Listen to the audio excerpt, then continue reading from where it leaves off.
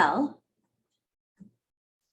I know we had about 25 or so registered, so I think more people will probably join in the moments ahead, but I think I'll get things started so that we can maximize our time with wonderful Mayor West. Thank you so much for joining us here this morning.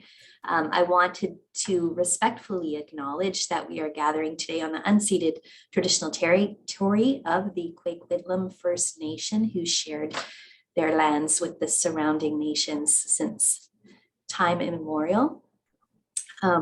Thank you again for joining us, Mayor Brad West from Port Coquitlam. If you have a question for Mayor West after his sort of opening remarks, please feel free to type it in the chat or raise your hand and unmute yourself. We can have you ask your question directly. And with that, I will turn it over to Mayor West for some opening state of the city type updates. Over to you. All right. Okay, thank you very much and good morning, everyone. The state of Port Coquitlam is strong. We're good. It's a pleasure for me to be here with all of you. I really enjoy these opportunities to connect and have some dialogue. And to that end, I'm going to try and keep my remarks brief, uncharacteristically, and allow more time for some questions and discussion. But there are a few things that I want to touch on that are going on in the city. First, I'll just say that, as we're starting a new year in the final year of this council term, I am exceptionally proud of the work that's been accomplished over the last 3 years, and particularly over the last year. City has made tremendous progress on a number of fronts. We have maintained our focus, which I think has been really important in terms of not being chasing every sort of shiny object that comes along, which is easy to do. We've been really focused on some core priorities and themes, and from the very beginning of this term, we really have maintained that focus, and I think it's allowed us to make significant progress on a number of fronts. Our capital plan continues to be very ambitious, continues to be focused on really the core basic infrastructure of the city. As I say, the stuff that probably won't ever end up on the front page of the newspaper, but is really foundational to the operation of the city. And I think is what residents expect from the tax dollars they send to City Hall. So in Port Coquitlam, that's meant a real focus on sidewalks, on lighting, on road repair, on the kind of meat and potatoes of what the city is responsible for. So that capital plan continues, and in this year we're going to complete a number of really important projects that focus on that core neighborhood infrastructure. Additionally, we're putting a fair bit of attention on our parks and trails. There's been no doubt that throughout COVID, we've seen a real influx of people into our parks and trails, which has been an awesome thing to see. And, if you go out on a weekend, especially a nice weekend, the Poco Trabule Trail has a lot of people on it. There's a lot of people at Lions Park. There's a lot of people at Gates Park. A lot of people at almost all of our parks, which again is such an awesome thing to see people out and connecting and being active. So we are going to make a real focus on what are the enhancements that we can bring to our parks and trails to provide an even better experience for people who are using them, and also start to project out our needs and try to get ahead of some of those, because there's no doubt as our population continues to grow, we're going to need additional green space for parks. We're going to need new trail connections throughout the city. And so that's something that is really going to be a priority over this next year, and I think the coming years. One of the things that I just comment on because longstanding item, and I think most people who have some history in the Tri-Cities will certainly know these two words, the Fremont Connector. Fremont Connector has been an issue that has flummoxed the cities of Coquitlam and Port Coquitlam for some time. I think it was just towards the end of last year in December, we announced that Coquitlam and Port Coquitlam had come to an agreement on the alignment of the Fremont Connector, which a significant step forward in moving towards the construction of that connector, which at this point is planned for 2024. But we are exploring what opportunities there are to accelerate that construction. And of course, the big challenge now is to go and secure the funding to get shovels in the ground.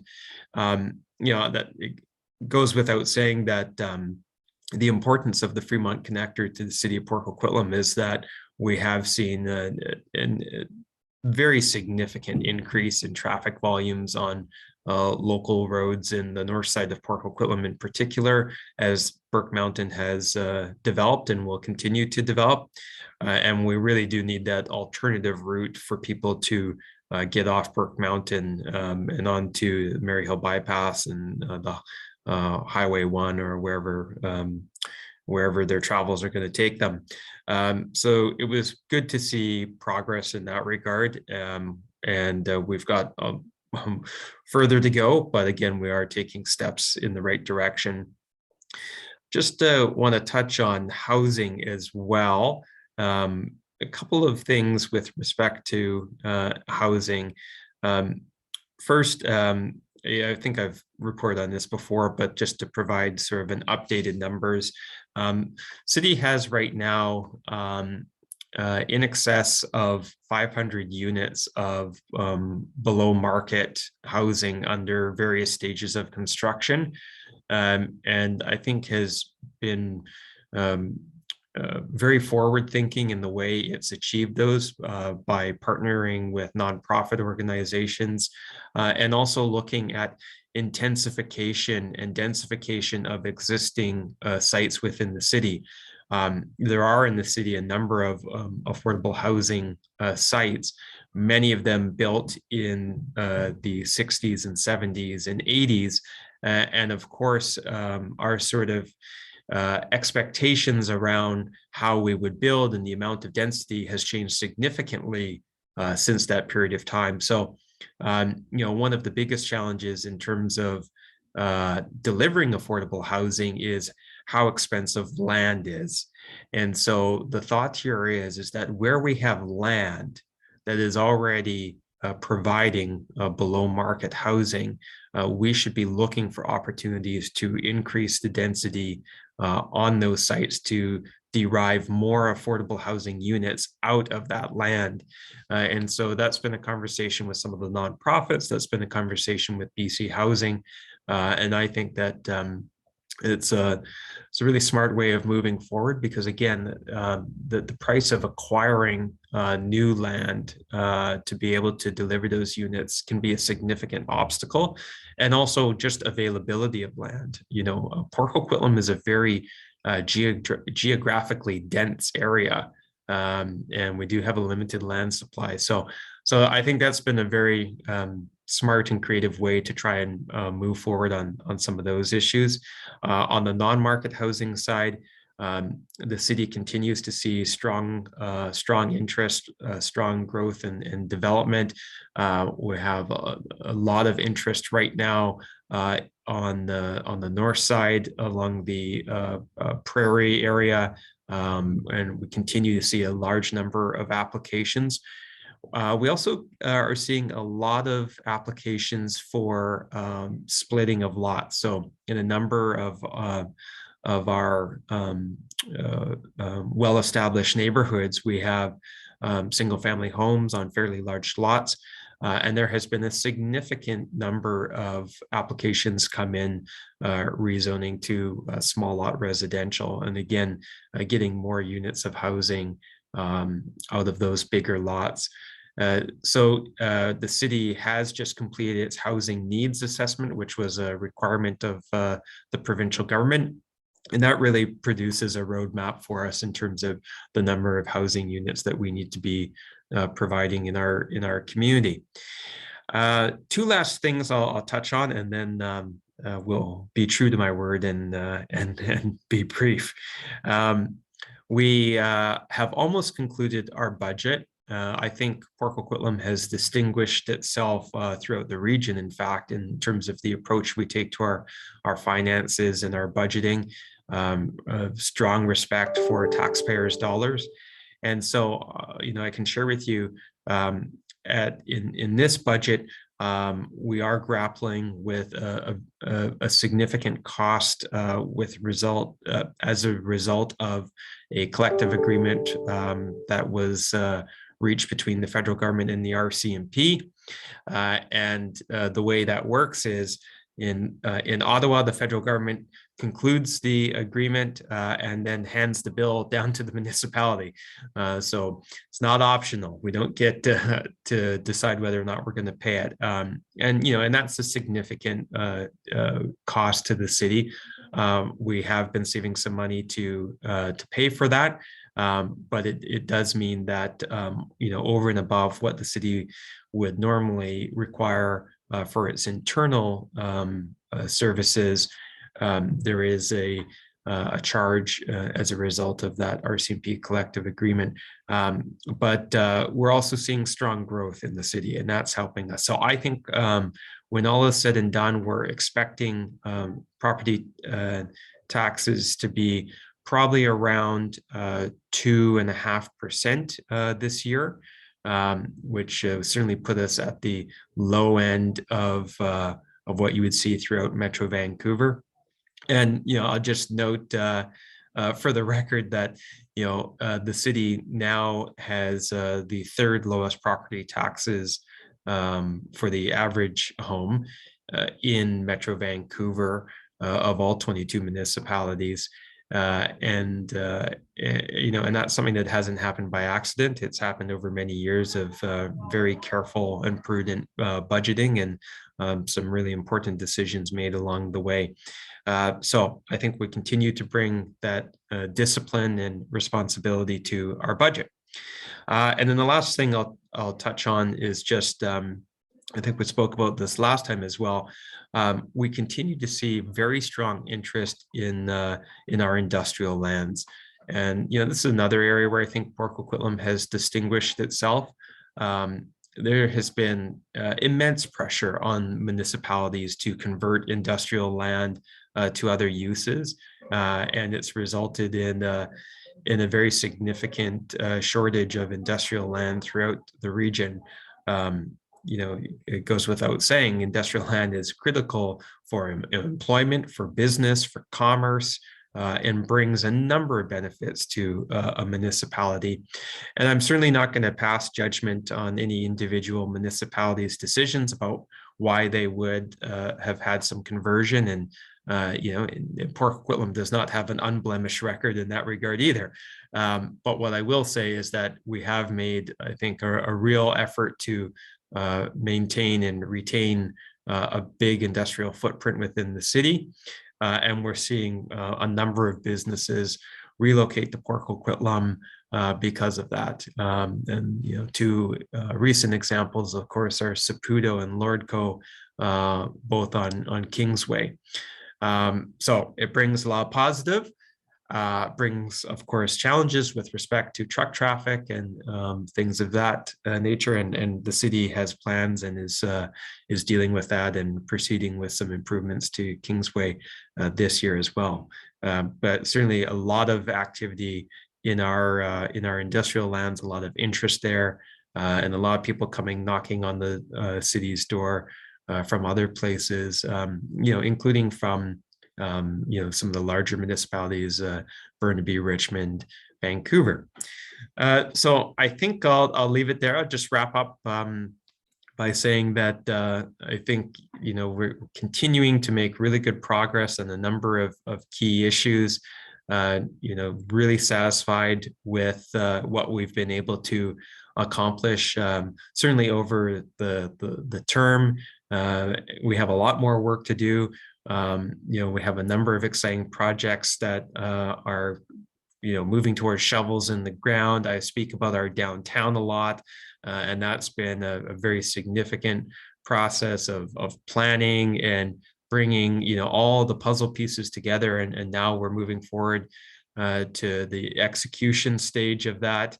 And we have McAllister, which should be completed any day now, and that is kind of a key piece for the downtown, and then a number of things will follow. So downtown is going to be a hub of activity over the next couple of years as those projects move to getting shovels in the ground. From my perspective, really pleased with how we're moving forward, really pleased with the support that our community shows for what we're doing. And it's just kind of keeping the focus, not allowing ourselves to be distracted, and do what we say we're going to do and deliver on our plans. And so that's really my focus for the last bit of this term. And with any luck, be back to continue the work that we're doing in our community. So I'll leave it there. Leslie, thank you very much. Fantastic. So thank you. That was an excellent update. You covered a lot of ground, and I'm sure our guests have some questions today. Please feel free to raise your hand or type it in the chat, and I will start with John. Good morning again, Brad. Morning. I just want to follow up on a couple of points you touched on. Your comments around parks and trails and the work that's been done on Prairie Avenue, and really from sort of Coast Meridian down to Pitt River, there's been an incredible amount of work done with the pathways and everything else. And people like me who bike down there love that. My question is, it's all kind of come up as far as Coast Meridian. Is there any intention or plan to further extend that so it now connects to the Coquitlam River area? Yeah, and so the city right now, as we speak, is just concluding its master transportation plan. And I know that that's going to identify a number of different connections, cycling connections, pedestrian connections. And, certainly there's been a real focus on trying to make those connections to hopefully encourage people to be able to use those methods to get around our city. And so I know that the connection that you're speaking of is one that I know has been flagged by staff as one that would really help us complete a network or start to fill in our biking network and create those easy connections. And so it's housed within that master transportation plan. I know it's been identified, and that plan is going to also prioritize, what are the kind of key projects that the city should complete, over the next couple of years. I can tell you that, the staff in Port Coquitlam know that, when we do, these plans, whether they be the master transportation plan, or our official community plan, our parks master plan, I have a strong bias towards identifying projects, identifying things that we can do. I have to admit to sometimes feeling that these kind of grand plans can get into sort of kind of almost too nebulous, and you kind of talking about different kind of buzzwords, and you can read through them and be, I don't know what the heck you guys are actually going to do. So I can tell you that the staff here certainly got the message. And when we do these plans, our housing action plan, master transportation plan, as I mentioned, those plans are very much focused on, what are the projects that we should complete? What is the action that we should undertake? And so I'm pretty confident in telling you, John, that the connection you're talking about is one of those projects that's being identified, and I know we'll be working towards getting it complete. Great, thank you. Excellent. Okay, I'll go over to Mike.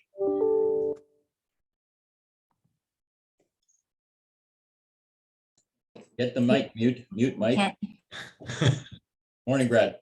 Good morning, Mike.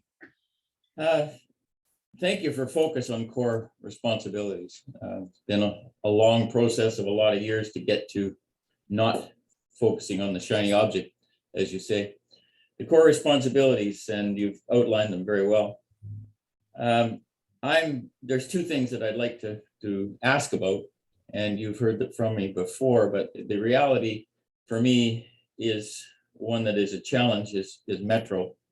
And I'd like to know if there's anything that you could share with us regarding reining in the bureaucracy and the future of monster cost that's going to come down on us with a group that seems to not have any interest in curtailing the burgeoning bureaucracy, and certainly not an interest in scrutinizing their budget and reducing cost, or even looking for methods of reducing cost. And I've got another one after that, but this one continues to bother me, and I hope that people generally feel it, get a focus that it's not just about Port Coquitlam or a municipality, but in fact, it's this, well, the elephant in the room kind of thing. Ideas? Thanks for raising that, Mike, and gives me an opportunity. Now, I could probably go on for 10 or 15 minutes, but I won't do that. But I will share. I think it's important to share with people, because people can certainly be forgiven if they're not, completely familiar with the Metro Vancouver function. So I just don't want to insult anyone's intelligence, but I will just step back for a minute and kind of explain. So our municipality, like all municipalities in Metro Vancouver, are part of the Metro Vancouver Regional District, which has its origins as really almost a big utility. And that was really the core function of Metro Vancouver, was delivery of water and sewer, and deals with the region's solid waste. And what has happened over a long period of time is it's added a number of functions. And what Mike is talking about now is that we're going through a period of time where the costs associated with Metro Vancouver, which are paid by all of our taxpayers, are becoming quite significant. And so when you get your property tax bill from the city of Port Coquitlam, most people probably go right down to the bottom, see the total, and are cursing me and the rest of city council. But if you actually look at the property tax bill that's broken out, you'll see that the city is required to collect property taxes for a number of other taxing authorities. So Metro Vancouver is one of them. TransLink is another. And so that property tax bill, yes, has the city's cost, but has these other agencies' costs, and there's other ones as well. So the Metro Vancouver portion of your tax bill has slowly been getting, a bigger and bigger proportion of it, to the point now where if on your Port Coquitlam property tax bill, the Metro Vancouver portion is quite significant. And Metro Vancouver is projecting a large increase in their budget over the next 5 years. And I'm talking about property tax increases on the Metro Vancouver side of 5, 6, 7, 8% a year every year. Now, what's driving that? There's a number of things that are driving it. First, Metro Vancouver is undergoing a very significant number of very expensive capital projects. Primarily around wastewater treatment plants. You may have seen in the news, it's become a really, calling it unfortunate would be mild. The North Shore wastewater treatment plant has seen a significant increase in its costs from Metro Vancouver. They're going to move forward with the Iona project. And these are projects that are billion-dollar projects. And they are driving massive capital costs at Metro Vancouver. And then what's being layered on top of those capital costs is staffing increases to manage these capital projects and to manage the infrastructure after. So it has certainly been a topic of discussion at the Metro Vancouver board. I wish I had better news in terms of the results of our efforts to try and reduce some of those costs. We have not seen, we've seen a little bit of a shaving down, but the increases that Metro is projecting are really unsustainable for most people. And so I think that this is going to, this has been kind of in the background, very quiet, most people not really knowing about it. I think that this is going to, kind of whack everyone upside the head pretty quick here when you look at your property tax bill and see, these very, very significant increases and wonder where it's coming from.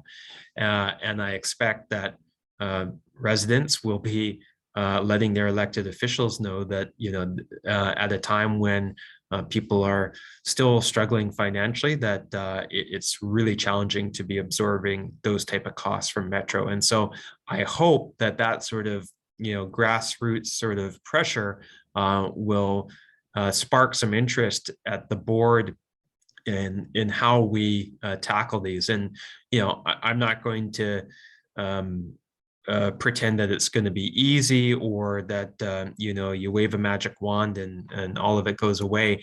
But what I have learned from my experience in Port Coquitlam and being on city council is that if you continue to bring a focus to it, you continue to work at it and chip away at it and make certain decisions, you can have an effect. I mean, there was a time, when Mike Forrest was on council with myself, and we kind of started down this path. I mean, there was a time when, we would be told, no, you can't, oh, you can't do this, the city is going to collapse or something like, there's always lots of reasons why we can't. But my experience has been that there is, in fact, a lot of efficiency that can be found. And I think that there is no doubt in my mind that a real sharp eye and focus could certainly go a ways to reducing costs of Metro Vancouver. There are some costs that are unavoidable. There is no doubt about that. But I think we always need to be bringing that kind of financial discipline and sensibility to all of these things, and really applying the scrutiny. And I think that that's the key piece. If you pass your organization's budget in 15 minutes without asking a lot of questions, that's not really applying the scrutiny and asking the questions that will maybe bring to light areas where you can achieve some savings or efficiencies. And, again, I always reference my experience in Port Coquitlam. We got to where we got because we would spend hours over many days, going through items line by line. It wasn't always the most pleasant process, but I really think it got us to a good place. So my hope would be that at least after the next election, when we have a new board, that starts off as being one of the top priorities, probably priority number one, because if no effort is made now to try and hold the line a bit and bring some of those costs down, again, it's going to be the region's residents that are going to really feel the financial hit. Thanks, Brad. Sorry to put the long question there, because I think it's important. Anyway, the other one, if I could, Leslie, is it okay to go ahead? You got a long list. Okay. The other one is also a regional item, I presume. I certainly would like to make the comment of being very happy about the reality of the focus on core responsibilities. We have several responsibilities that are around that are more provincial and federal, and I certainly feel strongly about not getting into solving the province or the federal issues. But we have the opioid crisis in front of us with a lot of problems in our own little city. And we have homelessness that is a continuous challenge for residents and businesses and what have you. And I wonder if you could share with us ideas about influence even that we can bring to the process. I do not believe that we should be trying to bail other levels of government out by getting involved in these things, and they're a black hole. It'll take our whole budget plus a few other organizations' budgets if we ever got into trying to solve it all. But I'm looking for ideas, and I hope that the community is looking for ideas whereby we can be the influencer, I guess, the kind of I put ideas to the table where we can gather strength in a group of municipalities, not just Poco, but maybe the Tri-Cities, in order to come to some resolve to assist and get some solutions to the opioid crisis, for one, that's killing a whole bunch of young people and older people, and the homelessness situation that doesn't seem to be able to be getting better. Ideas. Yeah, thanks for raising that, Mike, because those are two significant issues, and I would add on top of it, because I think in many respects they are layered, mental health issues as well, and there's no doubt that our community is not immune to those challenges, and I think we are confronting them every day, as certainly as a community, but even at the city level. Our staff, particularly our bylaw staff, or any of our forward-facing public interacting staff, including in recreation, but really our bylaw staff are really on the front lines of trying to deal with a number of these challenges. I can tell you that this is a frequent topic of discussion with our provincial and federal representatives. I would really encourage everyone who's on this Zoom, to send an email to their MLA and MP asking for them to prioritize support in this regard. Because I can tell you that the Tri-Cities as a sub-region is woefully underserviced when it comes to these three particular issues. We, like I said, I know that our bylaw staff are often interacting with individuals who are homeless, who have issues with addictions, and who also have mental health issues, and they go above and beyond, what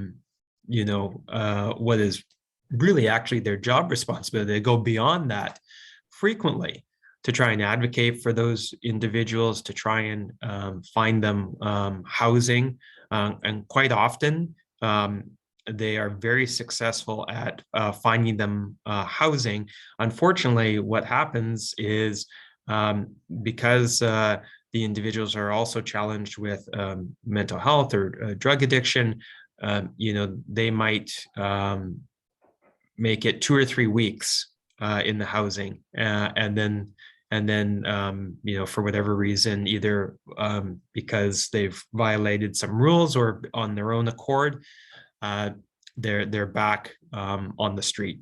And our bylaw staff know these individuals by name. They know their history. As I said, they speak with them frequently. And this lack of a place for people to go with the appropriate support, I think, is really and the key challenges. Port Coquitlam and Coquitlam have jointly written more letters than I could even ever remember on this issue. We've asked, I don't know, probably 100 times to have a car 67, which is something that is in Surrey, is in Vancouver, is in the North Shore, is a number of parts of the province where you have a RCMP officer with a registered psychiatric nurse, because our police in the Tri-Cities are going to a massive volume of calls that are really mental health related. And I can tell you, I know that quite often police are criticized around, how they can handle some of those issues. From my own discussion with frontline officers and the superintendent, it's the RCMP doesn't want to have to attend these calls, but they're the only person you can call who will go. When there's someone who is having a psychotic episode, or is in a real mental health distress, our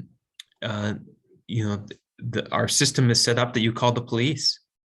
And so they are the strongest advocates for this type of program. And I could really get on a soapbox here, because I just find it so galling that we cannot get provincial support to make this happen in the Tri-Cities when it's happening in so many other parts of the province. Fraser Health responded to the two cities by saying, oh, well, we can't do that because we might have to do it for other municipalities as well, because I know Burnaby has one. And it was not maybe a week after we received that response that the provincial government announced that they were launching that exact same program on the North Shore. So I think we need to get really loud with our provincial representatives about the absolute necessity of that program, but in general terms of support that can connect, that provides both a place for not only people to go, but to get the treatment services that they need. I mean, I'm sure you've all heard the horror stories about the length of time it takes to get into treatment, and in my opinion, and I think in the opinion of the city of Coquitlam and Coquitlam's mayor as well, the underutilization of Riverview, which has been for such a long period of time, a center of care for mental health, and it kind of boggles the mind. I mean, it's sitting right there, and yes, there's been some improvements made, and I know they've put on. There's been some additional services that have recently been added there, and I think that's good. We need that. And even more, because this is really a huge issue that is impacting all of our communities, is impacting all of our families, is impacting businesses, and the consequences of it express themselves in so many different ways. And so I welcome as many voices as we can get, asking our other levels of government to really step up and bring some of these good programs that they are doing. I want to acknowledge good work. The province is doing a number of positive things, but they're happening in other parts of the province and region, and not our part of the province, not in the Tri-Cities. And we really need some of this in the Tri-Cities. Last thing, kudos to staff on the budget, Brad, and council support, but kudos to staff for sure. I'm looking forward, and I think we all are, to solutions on Kingsway. Thank you very much. Thank you.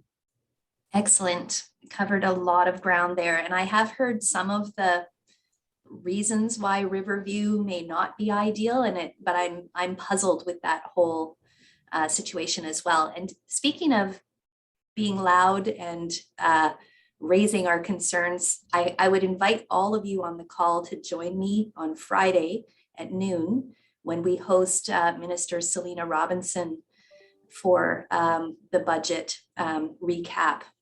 And I believe Mayor West, I don't know if you're available, but I believe Mayor Stewart is planning to come. So I would invite you to join us if you possibly can.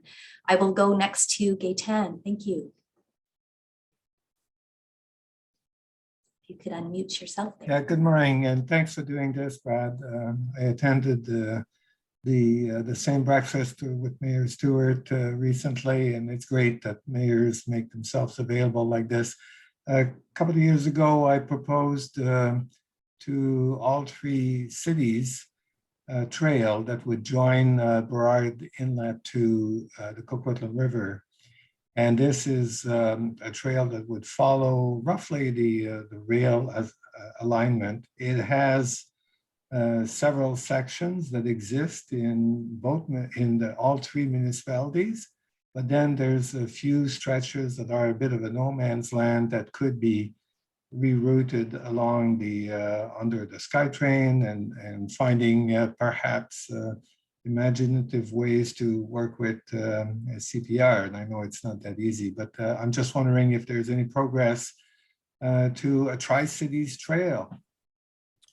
Thanks for that question, and I recall your proposal around that. And you know, personally speaking, I think that's the type of thing that would really be a benefit to our community. And you know, I have to, just what comes to mind, I have to comment on that. I'm seeing a huge increase in the popularity of is e-bikes within Port Coquitlam, and I think probably in other places as well. And you could certainly envision you know, a trail that that does have a connection between the three communities, becoming a spot where you know, maybe folks who might find that distance a bit daunting on the regular bike, you know, might turn to an e-bike. I've got a lot of emails from people who said that they've, you know, explored different parts of our city that they've never been able to see on bike before because of the advent of e-bikes. That aside, I can just say from the Port Coquitlam side that that in fact is part of the master transportation plan. I know because staff took me through sort of the kind of key trail connections that the city was looking for, and you know, the lens in which the staff are applying is, you know, first, you know, what are the real kind of common sense connections that we can make in Port Coquitlam for navigating around our own city, but equally as important, you know, what are the connections that we need to make to connect to other cities and destinations within the Tri-Cities. And you know, frankly speaking, I do think this is an area where the cities can do a much better job collectively of coordinating, because I think, you know, all of us as residents of the Tri-Cities, you know, we instinctively know that you know, we're crossing the boundaries of the cities all the time, as an individual, taking in, on family day, we got my wife and I took our two boys, and we met a bunch of friends, and did Bunsen, right? And so, this is happening all the time. People are coming from Port Moody to go to the bike around the Tribulate Poco Trail, and people from Coquitlam are, like everyone, my wife loves to go do the crunch, and so there's so much of that happens, and I think we haven't quite got there yet in terms of the cities being more collaborative on those types of issues.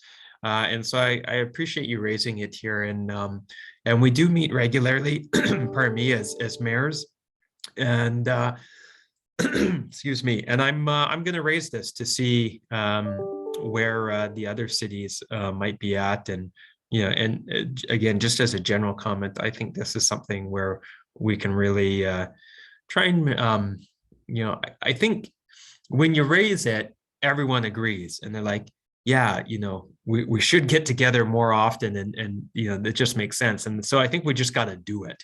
We just have to make it happen. And I think that falls to the mayor and the councils to say, okay, staff, we want you to work with the three cities and find ways to make those connections a reality. Excellent. That's a great idea and great to hear. And as a lover of the Tribulate Trail and a marathon runner where I'm trying to extend it through other cities, I would love to see that happen. So great to hear. Good question. And over to you again, Gaetan, for your second question.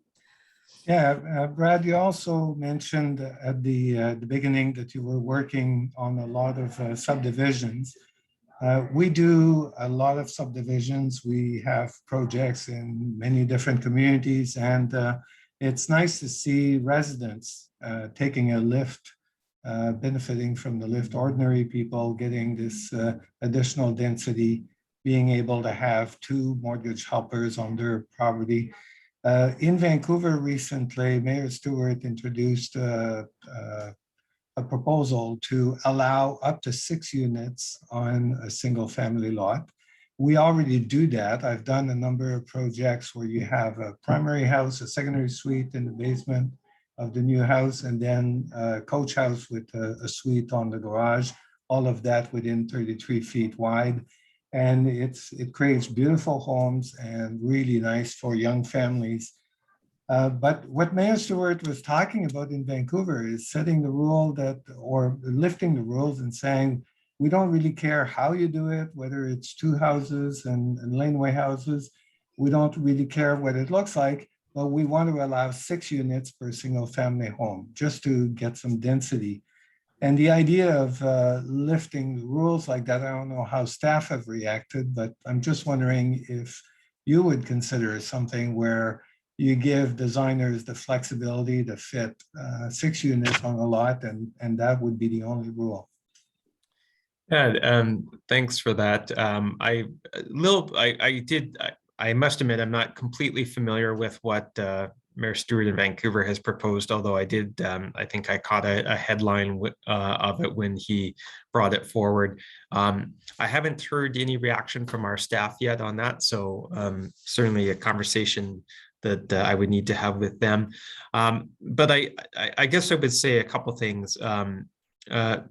First, when we've been seeing a subdivision in Port Coquitlam, and in coach homes, and secondary suites and that sort of, like, in general terms, there's been a real acceptance of that within neighborhoods.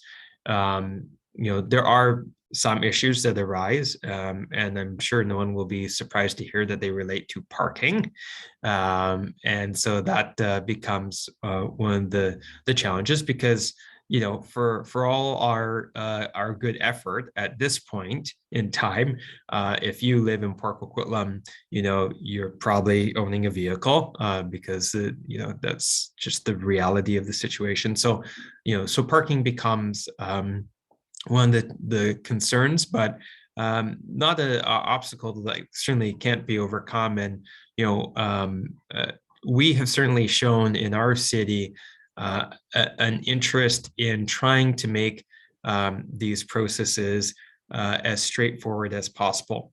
We don't always get it right, but I think of, for instance, one of the changes that we made last year was, coach home applications had to come through council, and we were having, public input opportunities on them.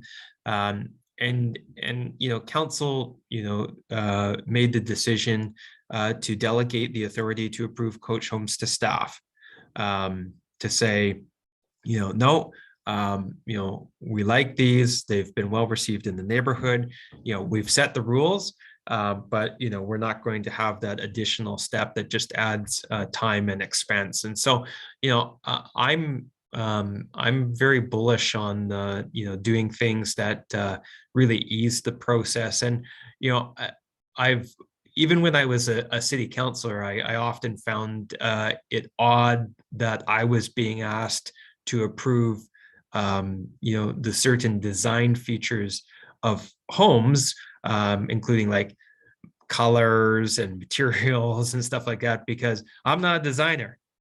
I'm not an architect. I have, and I'm also not going to be living in the house that's being built. So I'm, and I can think of so many discussions that the council had around this.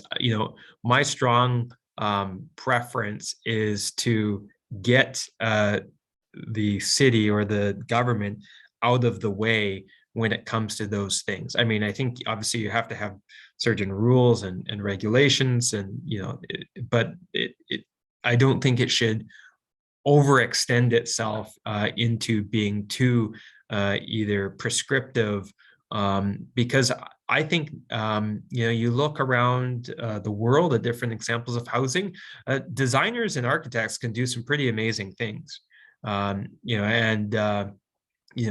there's a certain creativity that can be unleashed. And so there's certain things that the city needs to concern itself with, and we need to make sure things are done properly. But I also don't believe in being just completely over prescriptive in terms of these items. So leave that with me, Gaetan, and that's certainly something that have further discussions with our staff and council about. Excellent, thank you. Okay, I have one more submitted question, as well as a couple of comments that were sent just directly to me in the chat that I wanted to reach out. One person says, thanks so much for organizing such great info. And another person said, and this is wonderful, I'm wearing a shirt that says, be kind. This is a very kind comment. Please tell Mayor West he is one of the popular mayors because he walks his talk and cares, therefore resolving many issues we have. Keep up the great work, and thank you for what you do. So that's very nice. Thank you for that. And then this question is on mass timber.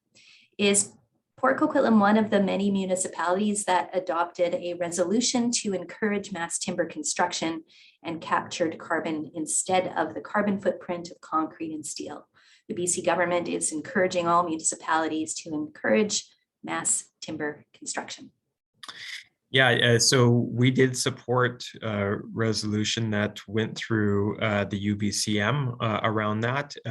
We have not, that has not been, trying to think of the right word, that has not been sort of enshrined in any requirement within our city, but we would certainly encourage it and support it. And I know that, I think the best way, obviously, to approach this issue and many others is to, act cohesively as a region and as a province. So we've been a part of those efforts to support it. I have to tell you a funny story about mass timber, because when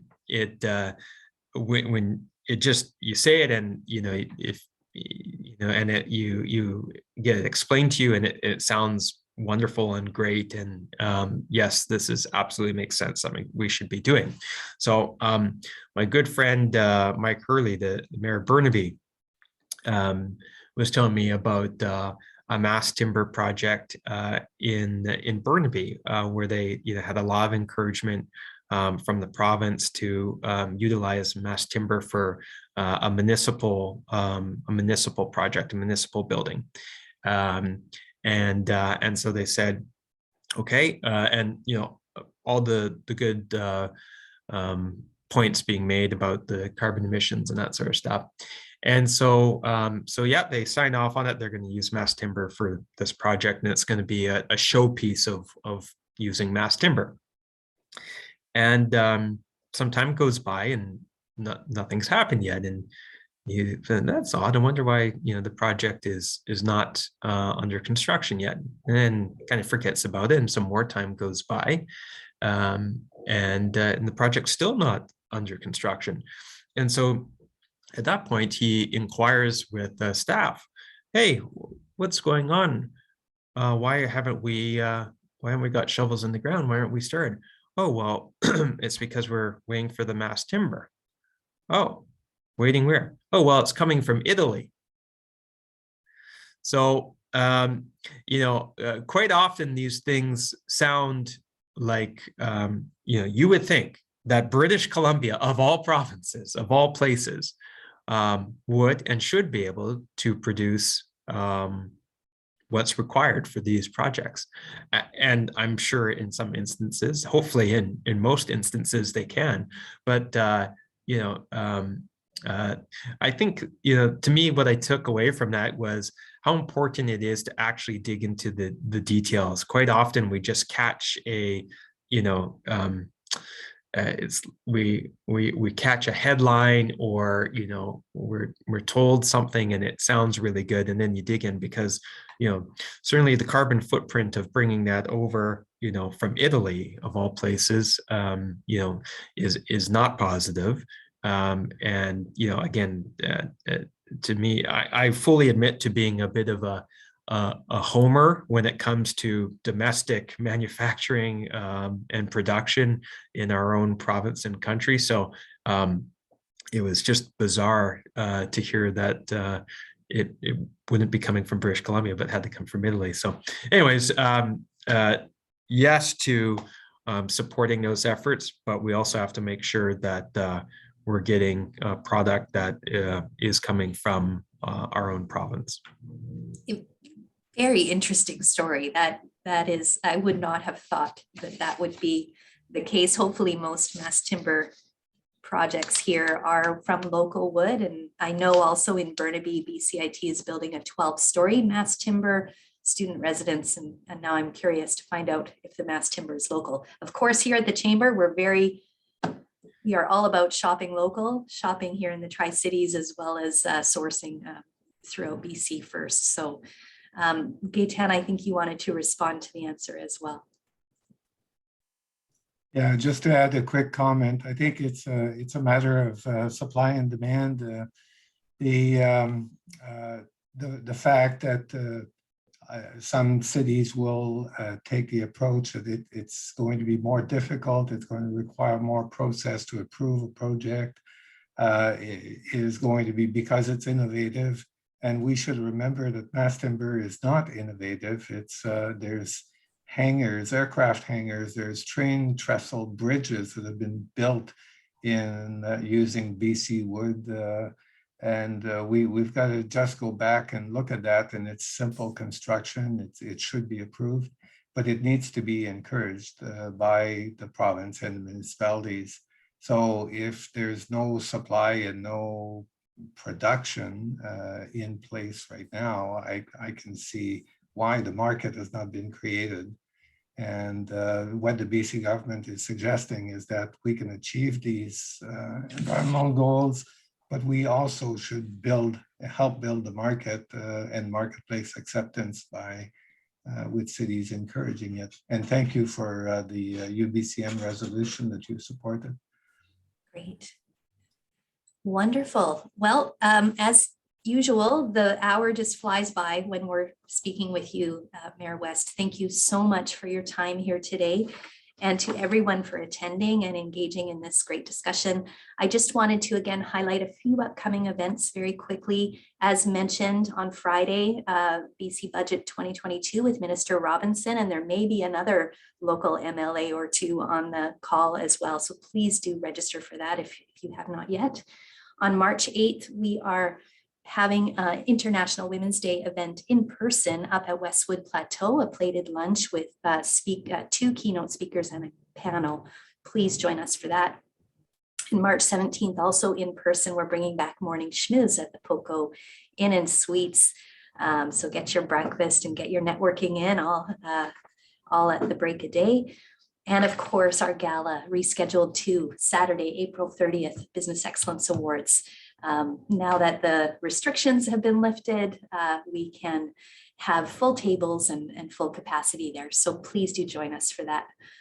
Again, thank you everyone so much for your time, and have a great rest of the day on Pink Shirt Day. Thank you. Thanks very much, everyone. Have a great day. Thanks, Brad. Take care. Thank you.